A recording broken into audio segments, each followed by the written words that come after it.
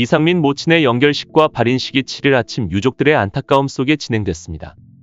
운구차가 떠나자 묘령의 여인이 호련히 나타났습니다. 이상민이 어머니 생전 손주를 안겨줄 수도 있었습니다. 대체 무슨 일이 있었던 것일까요? 운구차가 세브란스 장례식장에 도착하자 발인이 엄수됐습니다. 이날 발인식에는 이상민과 절친한 동료들이 모두 참석했습니다. 룰라 멤버들과 탁재훈, 서장훈, 신동엽, 박수홍 등 미우새 멤버들도 보였습니다. 이상민에게는 누나가 한 명 있고 아버지가 두 집 살림이라 친척은 많이 없었습니다. 이상민은 눈물에 발린식을 하며 심경을 밝혔습니다.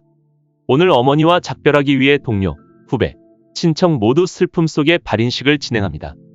마지막 뵈러 갔을 때 인사했더니 손을 흔들어 주셨습니다. 생전에 많이 아프셨지만 이젠 아픔 없는 하늘나라에서 잘 지내시길 바랍니다. 이상민과 함께 빈소를 지킨 절친 탁재훈도 심경을 밝혔습니다. 생전 미우새에 나오셔서 환하게 웃으시던 모습이 생생합니다. 서장훈도 묵묵히 운구하며 슬픈 표정으로 심경을 밝혔습니다. 저의 어머니도 건강이 안 좋아하신데 상민이 형이 위로를 많이 해줬습니다. 개그맨 김준호도 발린식을 찾아와 심경을 밝혔습니다. 미우새에서 뵙던 상민이 형 어머니께서 떠나실 줄 생각도 못했습니다. 운구를 마친 신동엽은 참담한 심경을 전했습니다. 미우새에서 함께할 때 건강하게 웃으시던 모습이 떠오릅니다.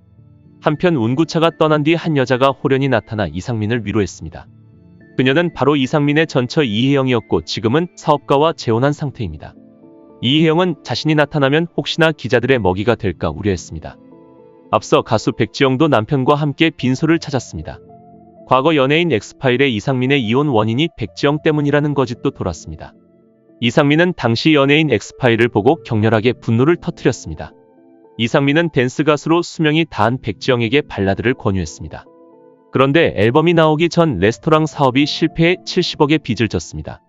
당연히 백지영의 컴백도 늦어졌고 이상민과의 의리를 지키기 위해 3억의 빚을 졌습니다. 그러나 회사는 부도가 나버렸고 앨범도 못 내고 백지영은 빚 독촉을 당했습니다. 그러나 이상민은 아직 내야 할 음반이 한 장이 있다는 내용 증명을 보냈습니다. 이에 사람들은 이미 공경에 빠진 백지영을 붙잡는 행각을 벌인다며 비난했습니다. 그러나 내용 증명은 빚쟁이들이 시켜 억지로 보낸 것이었습니다. 이상민은 아무리 그래도 정말 사악한 행위였다고 사과했습니다. 백지영은 이에 대해 악감정은 없다고 밝히며 이상민을 위로했습니다. 한편 이상민은 이혜영과 이혼 후 어머니가 돌아가실 때까지 짝을 못 찾았습니다. 과거 일본 여자 사유리의 부모님을 만나러 일본까지 간 적이 있었습니다.